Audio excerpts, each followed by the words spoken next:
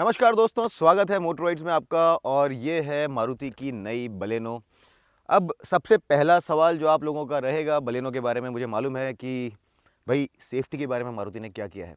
तो इससे पहले कि हम इस गाड़ी के डायमेंशंस जो परिवर्तन किए गए हैं, अंदर क्या फीचर्स है, उस सब के बारे में बात करें, उससे पहले मैं आपके जो सवाल हैं उनके जवाब देने की कोशिश करता हूँ। अब देखिए कि इसकी एनकैप टेस्टिंग अभी तक नहीं हुई है, तो हमें पता नहीं है कि इसकी स्टार रेटिंग क्या होगी, लेकिन चेंजेस क्या क्या किए गए हैं ये मैं आपको ज़रूर बता सकता हूँ। तो सबसे पहली चीज़ ये है कि एक ऑल न्यू प्लेटफॉर्म है, 5th जेन हार्टेक्ट प्लेटफॉर्म पर ये गाड़ी बनी हुई है। यानी कि पहले जो शैसी था, सस्पेंशन था, वो सब चीज़ें भी रिप्लेस कर दी गई हैं। और यहाँ पर ज़्यादा हाई टेंसाइल स्टील का प्रयोग किया गया है। 43% तक यहाँ पर हाई टेंसाइल या फिर ultra high tensile strength steel का प्रयोग किया गया है। ये एक बात हो गई। इसके अलावा दूसरी जो बात है वो ये है कि यहाँ पर वज़न अब 65 kg बढ़ गया है पिछली गाड़ी के मुकाबले। और इस वज़न के इंक्रीमेंट की अगर आप बात करें तो इसे हम 4 भागों में विभाजित कर सकते हैं, 25, 25, 25, 25%। और जो 25% पहला है वो यहाँ पर, यानी कि अगर आप 65 kg का 25% लें तो लगभग 16-17 kgs जो वेट है वो शैसी और जो बॉडी है उसमें जो ज़्यादा स्टील डाला गया है उसमें 16-17 kgs वहाँ पर वेट गया है। इसके अलावा 25% जो नई पावर ट्रेन है, जो नया यहाँ पर इम्प्रूव्ड इंजन डाला गया है, इसमें गया है। और अगला 25% जो नए एडिड फीचर्स हैं, यहाँ पर काफ़ी सारे जो नए फीचर्स हैं उसके कारण यहाँ पर वज़न बढ़ा है। और 25% body in white and doors में यहाँ पर वेट बढ़ा है। तो कुल मिलाकर के बात यह है कि यहाँ पर जो स्ट्रेंथ है वो पहले से ज़्यादा बेहतर है। क्रैश टेस्ट नहीं हुआ है तो हमें मालूम नहीं है, लेकिन सेफ्टी की अगर आप बात करें तो यहाँ पर आपको 6 एयरबैग्स मिलते हैं, इलेक्ट्रॉनिक स्टेबिलिटी प्रोग्राम भी यहाँ पर आपको मिलता है, और इसके अलावा कुछ एक्टिव सेफ्टी फीचर्स भी यहाँ पर हैं।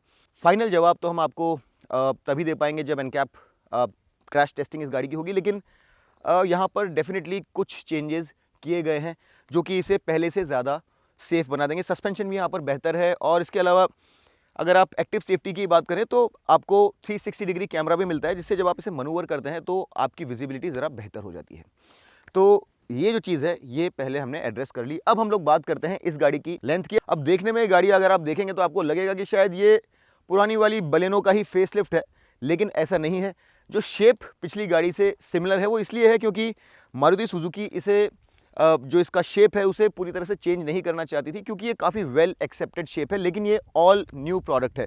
यहाँ पर अगर आप लेंथ की बात करें तो ये गाड़ी पिछली गाड़ी से 5 mm छोटी है, विड्थ बराबर है, हाइट यहाँ पर 10 mm कम है, व्हील बेस भी पहले जितना ही है, और बूट यहाँ पर अब 318 लीटर्स का हो गया है जो पहले से 21 लीटर्स कम है। अगर आप इसे कंपेयर करें इस सेगमेंट की दूसरी गाड़ियों से तो लंबाई सारी गाड़ियों की सब 4 मीटर लगभग बराबर ही रहती है, लेकिन यहाँ पर i20 से 5 mm कम है, विड्थ भी कम है, हाइट 5 mm कम है, व्हील बेस भी यहाँ पर 60 mm कम है, लेकिन ऑल्ट्रॉस से यहाँ पर व्हील बेस ज़्यादा है, हालांकि विड्थ और हाइट कम है। लेकिन ओवरऑल अगर आप स्पेस अंदर देखें तो आपको ये महसूस नहीं होगा कि यहाँ पर स्पेस की कोई कमी है। अंदर से ये इस सेगमेंट के हिसाब से काफ़ी स्पेशियस गाड़ी बन के सामने आती है। चलिए इसकी डिज़ाइन की बात करते हैं। और जैसा यहाँ पर आप देख रहे हैं ये जो ग्रिल है ये बिल्कुल नहीं है, और ये जो क्रोम पार्ट आप देख रहे हैं इसे Maruti Suzuki next wave grill बोल रहा है, और जो नई नेक्सा कार्स हैं उसके अंदर ये ग्रिल जो है ये कंसिस्टेंट रहेगी। ये जो आप पार्ट यहाँ पर देख रहे हैं ग्रिल का, ये भी नया है और ये काफ़ी अच्छे से बनाया गया है, मुझे काफ़ी पसंद आया। और ये 360 डिग्री कैमरा का फ्रंट कैमरा भी यहाँ पर आपको नज़र आएगा। हेडलैम्प में काफ़ी भारी बदलाव किया गया है, और ये 3 जो ब्लॉक्स आप देख रहे हैं LED DRLs के, ये इसे काफ़ी खूबसूरत बनाते हैं। जब दूर से ये गाड़ी आती हुई नज़र आती है तो काफ़ी प्रीमियम लगती है, और डेफिनेटली इस सेगमेंट की जो दूसरी गाड़ियाँ हैं वहाँ पर अब ये गाड़ी अपना खुद का स्थान बना करके चलती है, काफ़ी खूबसूरत लगती है।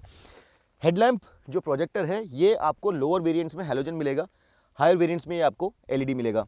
ब्लिंकर जैसा कि आप देख रहे हैं बल्ब है, यहाँ पर हायर वेरिएंट्स में आपको LED फॉग लैम्प भी मिलेगा, और उसके साथ ही कुछ क्रोम एलिमेंट्स भी मिलते हैं। हेडलैम्प के अंदर आपको ये क्रोम एलिमेंट नज़र आएगा।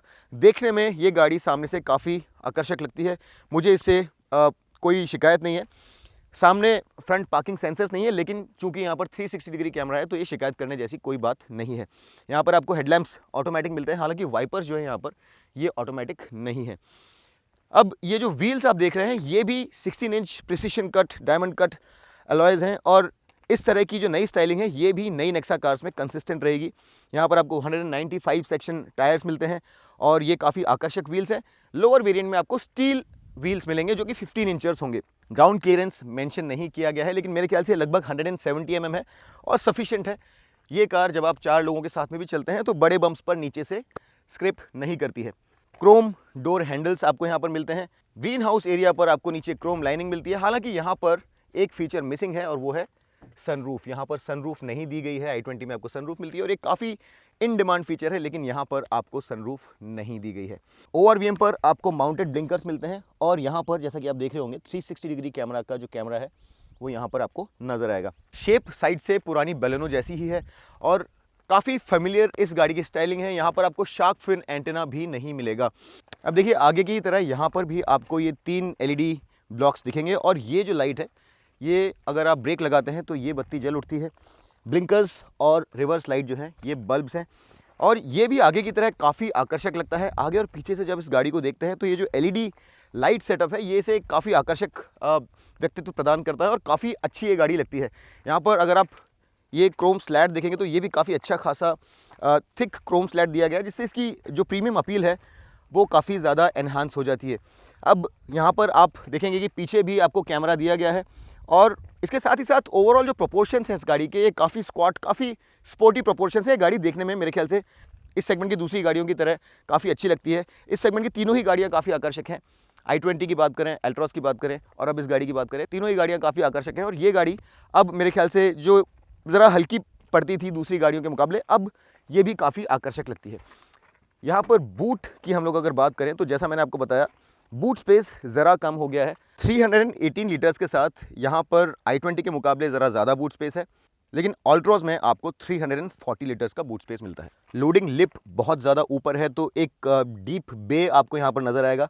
सीट्स 60-40 हैं, यानी कि अगर आप चाहें तो यहाँ 2 लोगों को बैठा करके भी एक सीट गिरा करके और स्पेस बना सकते हैं, तो 2 पतले दुबले लोग सीट पर बैठ जाएंगे और आपको सामान और ज़्यादा लोड करना है तो आप आगे कर सकते हैं। यहाँ पर आपको इल्यूमिनेशन नज़र आएगा। ये यहाँ पर एक हुक है। स्पेयर यहाँ पर आपको 15 इंचर मिलता है, 16 इंच स्पेयर आपको यहाँ पर नहीं मिलता है। चाबी यहाँ पर काफ़ी सिंपल सी दिखने वाली है। 2 ही बटन यहाँ पर आपको मिलते हैं, लॉक और अनलॉक। हालांकि अगर ये चाबी आपकी जेब में है तो आपको इसे निकालने की ज़रूरत नहीं पड़ेगी। यहाँ पे प्रॉक्सिमिटी सेंसर है और ये बटन इस तरह से आप प्रेस करके डोर खोल सकते हैं। ORVM भी यहाँ पर ऑटो फोल्डिंग है और जब आप गाड़ी को लॉक करते हैं तो ऑटोमेटिकली फोल्ड हो जाते हैं। एक बार अनलॉक प्रेस करने से ड्राइवर साइड डोर खुल जाएगा और इसे 2 बार प्रेस करने से चारों डोर्स एक साथ खुल जाएंगे।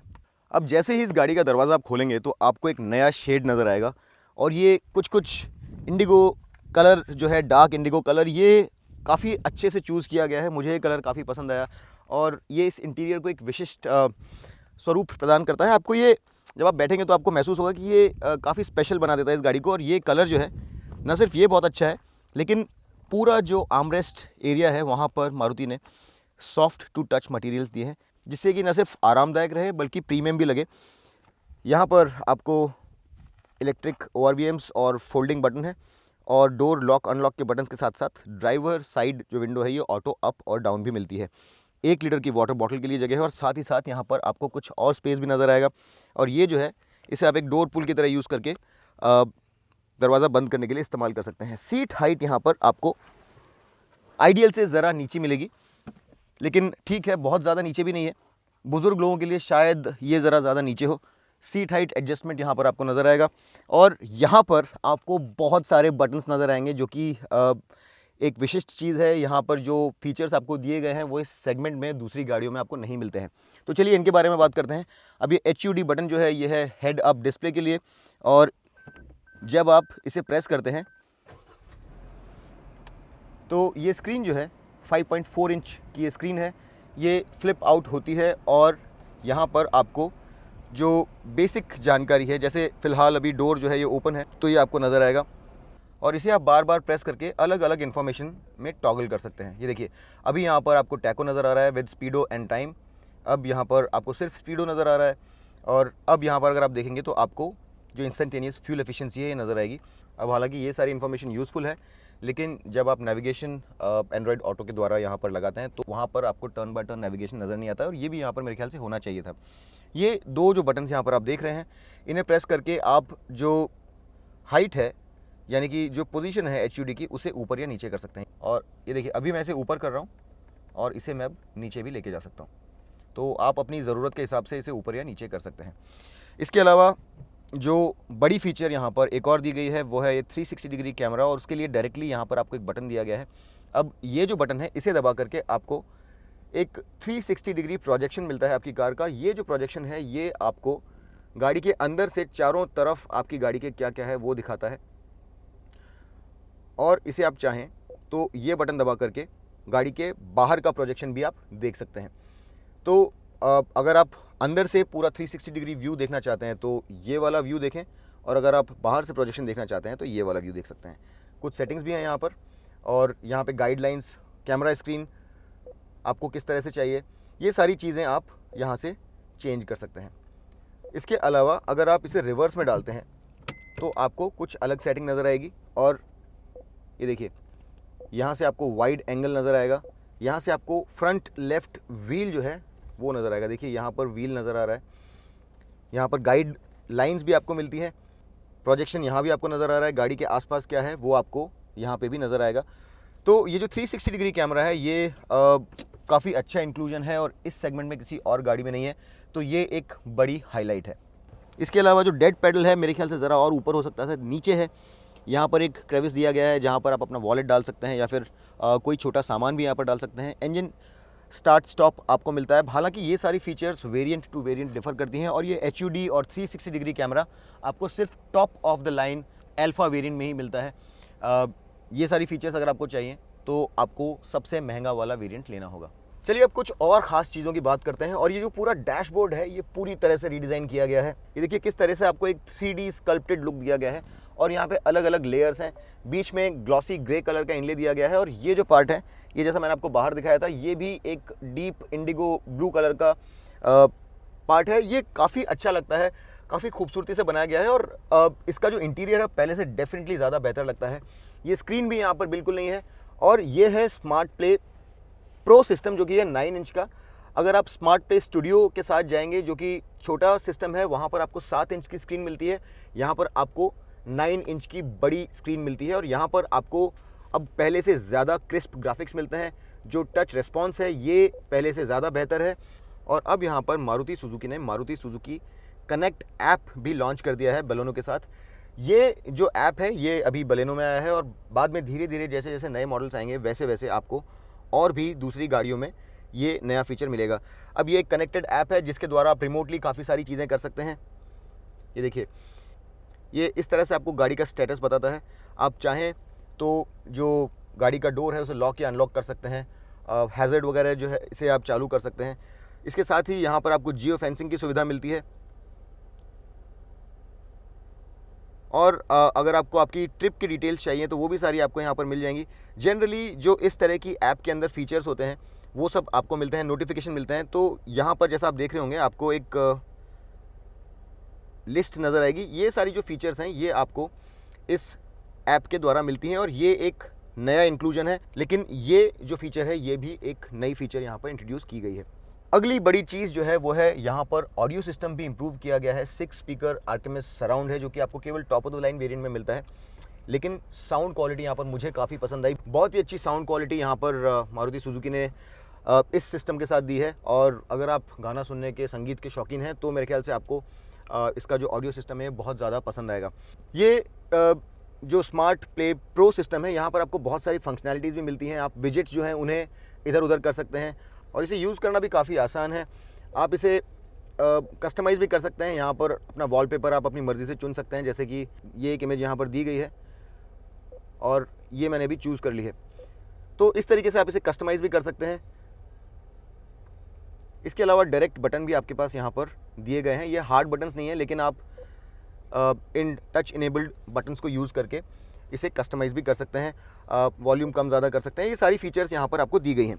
ये जो बड़ा स्क्रीन है ये सिर्फ आपको अल्फ़ा वेरिएंट में मिलता है, जीटा में आपको छोटी स्क्रीन मिलेगी, और ये भी एक चेंज है जो आपको ध्यान में रखना है लोअर वेरिएंट के मुकाबले। इसके अलावा यहाँ पर आपको एक नया फंक्शन मिलता है, और ये जो वॉइस कमांड है इसे तो आप यूज़ कर ही सकते हैं, लेकिन आप हाय Suzuki Hi, what can I do for you? Tune to FM Just say the frequency number. 98.3. Actually, you are listening to same station. Goodbye for now. सो आप यहाँ पर हाई सुजुकी के साथ कुछ लिमिटेड कमांड्स यूज़ कर सकते हैं। यहाँ पर बहुत ज़्यादा डिटेल्ड फंक्शंस आप यूज़ नहीं कर सकते वॉइस कमांड के द्वारा, लेकिन जो भी है वो ठीक से काम करता है। यहाँ पे फ़ोन, मीडिया, रेडियो और कुछ व्हीकल कंट्रोल्स भी आप यहाँ पर हाई सुजुकी बोल करके यूज़ कर सकते हैं। उसके अलावा अगर आप इंस्ट्रूमेंट कंसोल को यहाँ पर देखेंगे तो जैसा कि आपने i20 में देखा होगा फुली डिजिटल इंस्ट्रूमेंट कंसोल मिलता है, वैसा यहाँ पर नहीं है। और यहाँ पर आपको टैको और एनालॉग स्पीडो मिलते हैं और बीच में एक MID मिलती है जिसमें आपको बहुत सारी इन्फॉर्मेशन मिल जाती है। यहाँ पर टॉर्क, पावर, एक्सेलरेशन, ब्रेकिंग के साथ साथ फ्यूल एफिशिएंसी के बारे में भी आपको बहुत सारी डिटेल मिल जाएगी। यहाँ पर फ्यूल एफिशिएंसी आपको लो दिखा रहा होगा बिकॉज बहुत देर से गाड़ी आइडल कर रही है, हम लोग यहाँ पर शूट कर रहे हैं, तो ये जो रेंज है यहाँ पर कम है। फ्यूल एफिशिएंसी गाड़ी की बहुत ज़्यादा अच्छी है।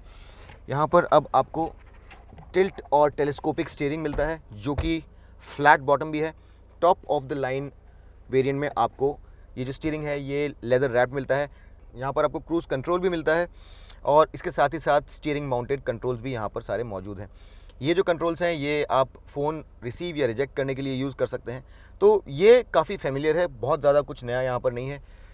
AC कंट्रोल्स भी यहाँ पर काफ़ी अच्छे से दिए गए हैं। ऑटोमेटिक क्लाइमेट कंट्रोल है यहाँ पर और आपको टेम्परेचर सेट करना तो यहाँ से कर सकते हैं और यहाँ से आप ब्लोअर कंट्रोल कर सकते हैं। AC के सारे कंट्रोल्स यहाँ पर आपको नज़र आ रहे होंगे। एक नॉर्मल USB सॉकेट यहाँ पर आपको नज़र आएगा जिसके द्वारा आप अपने फ़ोन को एप्पल कारप्ले या एंड्रॉयड ऑटो को इस इंफोटेनमेंट स्क्रीन के साथ कनेक्ट कर सकते हैं। एक 12 वोल्ट का पावर सॉकेट आपको मिलेगा और मिसिंग फीचर यहाँ पर वायरलेस चार्जिंग है जो कि डेफिनेटली यहाँ पर होनी चाहिए थी।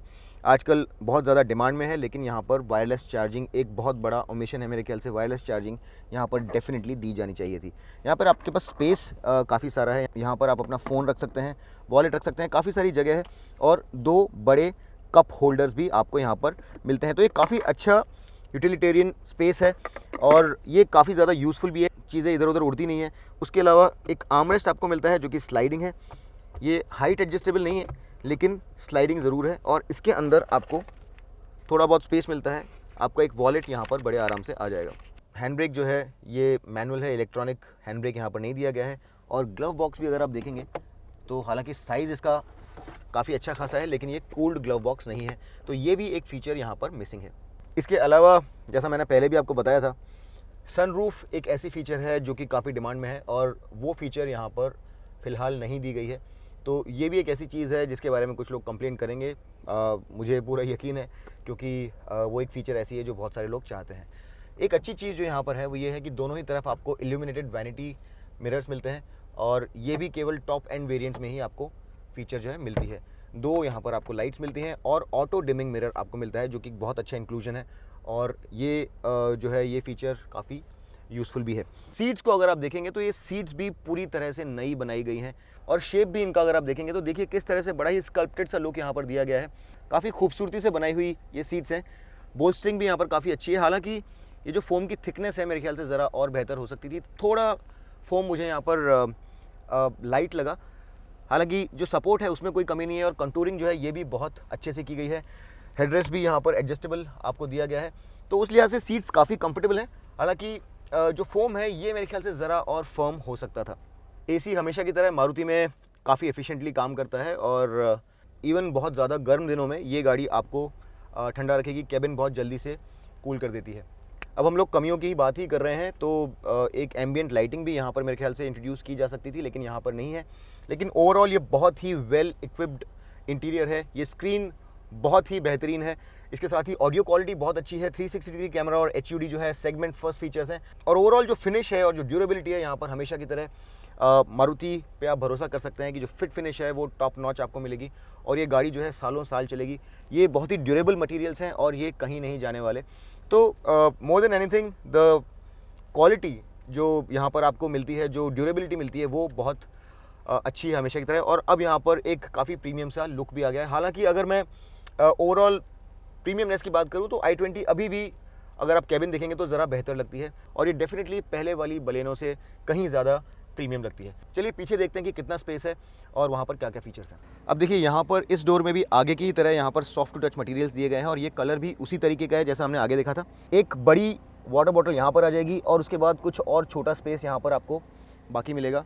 डोर पुल्स क्रोम में है और अंदर प्रवेश करना काफ़ी ईजी है। पीछे वाली सीट आगे से ज़रा ऊंची है तो प्रवेश करना ज़्यादा ईजी है। और चूँकि जो बलेनो है ये एक सब 4 मीटर कार है और इसमें स्पेस मैनेजमेंट काफ़ी अच्छे से किया गया है, तो लेग रूम की और नी रूम की आपको कोई कमी महसूस नहीं होगी। और यहाँ पर 2 लोगों के लिए काफ़ी कंफर्टेबल, काफ़ी खुला स्पेस आपको मिलता है।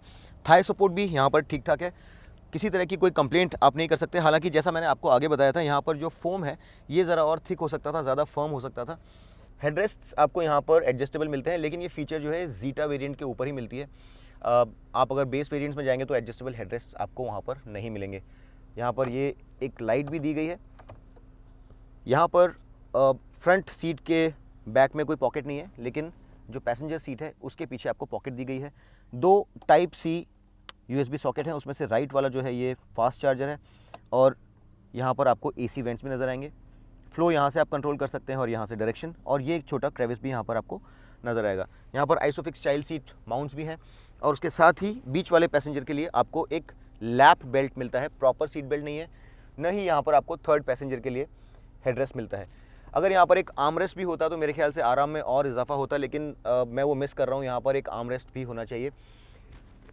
ये जो सीट है इसके लिए आपको यहाँ पर एक क्लिप मिलती है जिसमें आप सीट बेल्ट को फंसा सकते हैं ताकि सीट बेल्ट जो है इधर उधर उड़े ना।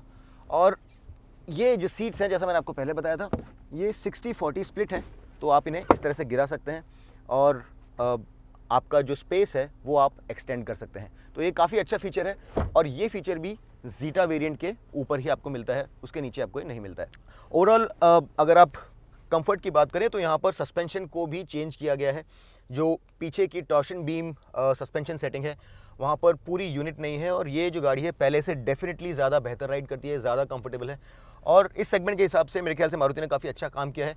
क्या ये इस सेगमेंट की सबसे ज़्यादा कंफर्टेबल कार है, ऐसा शायद मैं नहीं कह सकता, लेकिन तो भी काफ़ी कंफर्टेबल है और शिकायत करने जैसा यहाँ पर कुछ भी नहीं है। ओवरऑल आप अगर हेडरूम की बात करें, लेग रूम की बात करें, एमिनिटीज़ की बात करें तो यहाँ पर सब कुछ एकदम करीने से किया गया है और ये गाड़ी काफ़ी कंफर्टेबल बन के सामने आती है। दोस्तों, पुरानी वाली जो बलेनो थी उसके बारे में लोगों को कुछ शिकायत थी और वो ये थी कि वो गाड़ी ज़रा हल्की लगती थी सड़क पर। जब आप उसे चलाते थे तो बहुत ज़्यादा शोर फुटेड, बहुत ज़्यादा फन टू ड्राइव नहीं थी। वो प्रॉब्लम बहुत ही अच्छे तरीके से नई बलेनो के अंदर एड्रेस की गई है। पीछे जो टॉर्शन बीम सस्पेंशन सेटअप है ये पूरी तरह से नया है, शैसी यहाँ पर नया है, आगे वाले सस्पेंशन में भी कुछ बदलाव किए गए हैं, बहुत सारे चेंजेस किए गए हैं और इन सब बदलावों के साथ अब ये गाड़ी डेफिनेटली पुरानी जनरेशन जो बलेनो थी उससे कहीं ज़्यादा बेहतर है। अब आप जब कॉर्नर्स पर इस गाड़ी को चलाते हैं तो आपको ज़्यादा कॉन्फिडेंस महसूस होता है और हालांकि स्टीयरिंग यहाँ पर अभी भी बीच में ज़रा वेग लगता है, लेकिन जब आप कॉर्नर्स पर इस गाड़ी को चलाते हैं तो आपको वो वेट, जो स्टिफनेस, जो रेजिस्टेंस है स्टीयरिंग में वो महसूस होगा और साथ ही आपको ऐसा लगेगा कि ये गाड़ी अब एक फन टू ड्राइव कार की तरह से भी चलाई जा सकती है। और जो श्योरिटी है इस गाड़ी में स्ट्रेट लाइन में या फिर इस तरह के कॉर्नर्स पर भी अब पहले से कहीं ज़्यादा है। जो एक फ्लोटी फीलिंग पहले आती थी वो अब आपको यहाँ पर महसूस नहीं होगी, तो ये एक बहुत ही सिग्निफिकेंट इंप्रूवमेंट है। इसके साथ ही साथ यहाँ पर कंफर्ट भी काफ़ी अच्छा है। ख़राब रास्ते हों या फिर अनड्यूलेशंस हो रोड पर, एक्सपेंशन जॉइंट्स जो होते हैं ब्रिजेस पर, उन सब की आप अगर बात करें तो वहाँ पर ये गाड़ी इस तरह की सारी अनइवननेस को बहुत ही अच्छे से अपनी स्ट्राइड में लेती है और ये काफ़ी अच्छा बैलेंस यहाँ पर मारुति ने प्रस्तुत किया है। अच्छी डायनेमिक एबिलिटी और राइड क्वालिटी का। मैं ये नहीं कह सकता कि ये गाड़ी अपने सेगमेंट में सबसे ज़्यादा फन टू ड्राइव या सबसे ज़्यादा शोर फुटेड है, लेकिन अगर आप इसे पुरानी वाली बलेनो से कंपेयर करें तो यहाँ पर बहुत सिग्निफिकेंट इंप्रूवमेंट हुआ है और अब आप इसे कॉर्नर्स पर काफ़ी कॉन्फिडेंटली चला सकते हैं और अगर आपको पता है कि आप क्या कर रहे हैं तो आप इसे एक बहुत ही फन टू ड्राइव कार की तरह भी इस्तेमाल कर सकते हैं। ये देखिए, यहाँ पर काफ़ी सारे कर्व्स हैं, जेंटल भी हैं, कुछ हार्ड कर्व्स भी हैं और यहाँ पर इस गाड़ी को काफ़ी तेज़ रफ्तार पर काफ़ी देर चलाने के बाद में मुझे ये गाड़ी जो पिछली बलेनो थी उससे कहीं ज़्यादा बेहतर लगती है। इनफैक्ट मैं ये भी कहूँगा कि आज की तारीख में ये गाड़ी जो करंट स्विफ्ट है उससे कहीं बेहतर है। यहाँ पर आपका जो डायनेमिक एबिलिटी है वो करंट जनरेशन स्विफ्ट से भी बेहतर है।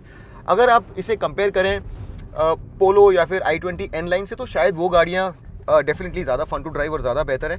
बट एक प्रैक्टिकल एवरीडे कार के लिहाज से ये गाड़ी भी बहुत ही श्योर फुटेड है और कंफर्टेबल बहुत ज़्यादा है। तो पहले वाला जो एक इशू था जो फ्लोटीनेस का, वो यहाँ पर पूरी तरह से एलिमिनेट कर दिया गया है। इसके साथ ही साथ ये जो इंजन है, ये इस सेगमेंट का सबसे बेहतरीन इंजन है, क्योंकि नेचुरली एस्पिरेटेड इंजन्स में यहाँ पर आपको सबसे ज़्यादा पावर मिलती है। 90 PS की पीक पावर मिलती है, 6000 RPM पर, टॉर्क है 113 न्यूटन मीटर्स की। और अगर आप इसे दूसरे इंजन से कंपेयर करें तो वहाँ पर आपको लगभग 83 PS की पीक पावर मिलती है, यहाँ पर आपको 7 PS ज़्यादा मिलते हैं। हालांकि i20 में आपको 2 न्यूटन मीटर ज़्यादा मिलते हैं, लेकिन ओवरऑल ये इंजन ज़्यादा रेव हैप्पी है, ज़्यादा ईगर टू रेव है, और सबसे बड़ी बात, सबसे ज़्यादा फ्यूल एफिशिएंट है। यहाँ पर आपको 22.35 किलोमीटर्स पर लीटर की ARAI फ्यूल एफिशिएंसी मिलती है। और रियल वर्ल्ड में अगर आप इसे हाईवे पर चला रहे हैं तो आप एक्चुअली उस फ्यूल एफिशिएंसी नंबर से ज़्यादा फ्यूल एफिशिएंसी भी पा सकते हैं। अगर आप एक लाइट राइट फुट के साथ चलाएंगे तो ये गाड़ी एक्चुअली आपको 24-25 तक का माइलेज भी दे सकती है। सिटी में भी ये जो गाड़ी है, इसकी माइलेज आपको बहुत अच्छी मिलती है, और आप 17-18 तक का माइलेज सिटी में भी इससे प्राप्त कर सकते हैं। और आपको इस तरह की बढ़िया फ्यूल एफिशिएंसी जो दूसरी कार्स हैं सेगमेंट में, उनसे नहीं मिलती है। ये इसकी स्टैंड आउट क्वालिटी है, और इसलिए ये गाड़ी आजकल के संदर्भ में, जहाँ पर फ्यूल के प्राइसेस बहुत ज़्यादा हो गए हैं, वहाँ पर बहुत ही रेलेवेंट है, बहुत ही सार्थक है, क्योंकि ये आपकी बहुत ज़्यादा बचत करवाती है। दूसरी गाड़ियों में इस तरह की फ्यूल एफिशिएंसी आपको नहीं मिलती है। तो एक काफ़ी अच्छा बैलेंस्ड पैकेज है, राइड क्वालिटी अच्छी है, पहले से ज़्यादा फन टू ड्राइव है, पहले से ज़्यादा श्योर फुटेड है। Best fun to drive car नहीं है, लेकिन बहुत ही श्योर फुटेड है। गियर बॉक्स भी यहाँ पर 5 स्पीड गियर बॉक्स आपको मिलता है, शॉर्ट थ्रोज हैं, सुपर स्लिक नहीं है लेकिन काफ़ी एंजॉयबल है। यहाँ पर नॉचिनेस आपको नहीं मिलती है, और इस गाड़ी को चलाने में टू अ रीजनेबल एक्सटेंट आपको मज़ा भी आता है। इंसुलेशन बहुत अच्छे से किया गया है, बाहर किसी तरह की जो आवाज़ होती है, विंड नॉइज़ होती है या एम्बिएंट नॉइज़ होती है, वो अंदर आपको फॉर दिस क्लास आपको नहीं आती है। और यहाँ पर जो डेवलपमेंट प्रोजेक्ट था उसके अंदर इंसुलेशन भी एक काफ़ी बड़ा पार्ट था, और मारुति सुजुकी ने ये इंश्योर किया है कि ये जो गाड़ी है, ये बाहर की जितनी भी ध्वनियाँ हैं, जितनी भी नॉइसेज हैं, उन्हें बहुत अच्छी तरह से कट कर दे और कैबिन को बहुत अच्छे से इंसुलेट कर दे। मेरे ख्याल से टायर्स यहाँ पर ज़रा बेहतर हो सकते थे, इनमें से आवाज़ बहुत जल्दी आने लगती है, चीखने लगते हैं, और इसे अगर हम लोग या तो बेहतर क्वालिटी के टायर्स से रिप्लेस कर दें या फिर अपसाइज़ कर दें तो ये प्रॉब्लम जो है वो सॉल्व हो जाएगी। बट टायर्स यहाँ पर डेफिनेटली ज़रा बेहतर हो सकते थे। ओवरऑल मुझे इस ड्राइव ट्रेन से, सस्पेंशन से कोई शिकायत नहीं है। मे बी ये थोड़ा और फन टू ड्राइव हो सकती थी, but for all practical purposes मेरे ख्याल से मारुति सुजुकी ने नई बलेनो के साथ बहुत शानदार काम किया है, और ये गाड़ी न सिर्फ आपकी सारी ज़रूरतें पूरी करेगी लेकिन उन्हें एक्सीड भी करेगी। अब हम चला रहे हैं AGS यानी AMT वर्जन बलेनो का, और जैसा कि आप यहाँ पे देख रहे हैं, यहाँ पे आपके पास रिवर्स, न्यूट्रल और ड्राइव मोड है। यहाँ से आप मैनुअल में भी जा सकते हैं, ऊपर से डाउन शिफ्ट होता है, नीचे से अप शिफ्ट होता है, और ये बहुत स्मूथली काम करता है। जैसा कि आप जानते हैं, टॉर्क कन्वर्टर या जो ट्रेडिशनल ऑटोमेटिक्स होते हैं, उतना ज़्यादा फास्ट AMT नहीं होता है, ज़रा स्लो होता है, लेकिन पार्ट थ्रॉटल पे बहुत अच्छे से काम करता है। और अगर आप सिटी में गाड़ी चला रहे हैं, जैसे कि मैं भी चला रहा हूँ, तो ये एक बहुत अच्छी फीचर है। और जनरली स्टॉप स्टार्ट ट्रैफिक में जो लोगों को प्रॉब्लम होती है गियर और क्लच के साथ, उससे निजात पाने के लिए बहुत ही अच्छा मीडियम है। यहाँ पर फ्यूल एफिशिएंसी भी आपको बेहतर मिलती है कंपेयर टू मैनुअल। यहाँ पर 24 kmpl की ARAI सर्टिफाइड फ्यूल एफिशिएंसी है, और ये आप इजीली अटेन भी कर सकते हैं। सिटी में आपको 17-18 तक की फ्यूल एफिशिएंसी मिल जाएगी अगर आप बहुत ज़्यादा स्टॉप स्टार्ट ट्रैफिक में नहीं चला रहे हैं तो, और हाईवे पर 23-24 kmpl की फ्यूल एफिशिएंसी भी आपको आराम से मिल जाएगी। अगर आप सिटी में गाड़ी चलाते हैं तो मेरा सजेशन ये रहेगा कि AGS के साथ जाएं, क्योंकि इससे आपको सुविधा बहुत हो जाएगी। तो दोस्तों, कंपेयर करने को मैं बहुत कुछ कर सकता हूं, लेकिन मैं आपको 100 बातों की एक बात बताता हूं। अगर आपको एक प्रीमियम दिखने वाली गाड़ी चाहिए जिसमें काफ़ी अच्छे खासे फीचर्स हों, लेकिन अगर फ्यूल एफिशिएंसी आपकी प्रायोरिटी है, तो इस गाड़ी को छोड़ करके कहीं और मत देखिए। कोई और पेट्रोल गाड़ी इस सेगमेंट में इस गाड़ी जितनी फ्यूल एफिशिएंसी नहीं दे सकती है। उसके साथ ही साथ मारुति का जो बड़ा ही रिलायबल सा नेटवर्क है, रीसेल वैल्यू है, वो सारी चीज़ें इसे एक नो नॉनसेंस कार बना देती हैं। प्राइसिंग अगर आपको कंपेयर करनी ही है तो ये गाड़ी जो है 6.4 लाख से 9.5 लाख रुपीज़ तक मिलती है। अगर आप इसे कंपेयर करें i20 से, तो वहाँ पर 7 लाख से 11.5 लाख रुपीज़ तक की कीमत है, जो कि यहाँ से ज़्यादा है। आपको अल्ट्रॉज ज़रा सस्ती पड़ेगी, लेकिन वहाँ पर जो इंजन है वो इस इंजन के मुकाबले काफ़ी फीका पड़ जाता है। हालांकि वहाँ पर भी कुछ एडवांटेजेस हैं, लेकिन इंजन के मामले में ये गाड़ी डेफिनेटली अल्ट्रॉज से बेटर है, स्पेशली पेट्रोल के मामले में। अगर आपको एक प्रैक्टिकल प्रीमियम हैचबैक चाहिए और आपको फ्यूल एफिशिएंसी अच्छी चाहिए, साथ ही साथ इंजन ऐसा चाहिए जो आपको ठीक ठाक परफॉर्मेंस दे और एक बड़ा ही रिलायबल सेल्स नेटवर्क भी साथ में मिले तो ये गाड़ी आप खरीद सकते हैं। अगर आपको परफॉर्मेंस चाहिए, हैंडलिंग वैंडलिंग अगर आप देख रहे हैं, आपको फन टू ड्राइव फैक्टर चाहिए, तो मैं आपको रेकमेंड कर सकता हूँ कि आप Hyundai i20 N लाइन लें। वहाँ पर आपको परफॉर्मेंस काफ़ी अच्छा मिलता है और हैंडलिंग भी वहाँ पर काफ़ी अच्छी मिलती है, लेकिन वो गाड़ी काफ़ी महंगी है। तो अगर आप एक प्रैक्टिकल गाड़ी देख रहे हैं तो ये गाड़ी आप खरीद सकते हैं। इसमें भी वेरिएंट आपको कौन सा लेना है, अगर आपको best value for money variant चाहिए तो जीटा वेरिएंट आप ले सकते हैं, वहाँ पर सारी काम की चीज़ें आपको मिल जाएंगी। और अगर आपके पास एक्स्ट्रा पैसा है तो आप अल्फ़ा वेरिएंट भी ले सकते हैं, जहाँ पर आपको कुछ एडिशनल फीचर्स मिलते हैं, जैसे कि HUD और 360 डिग्री कैमरा और भी बहुत सारी चीज़ें हैं।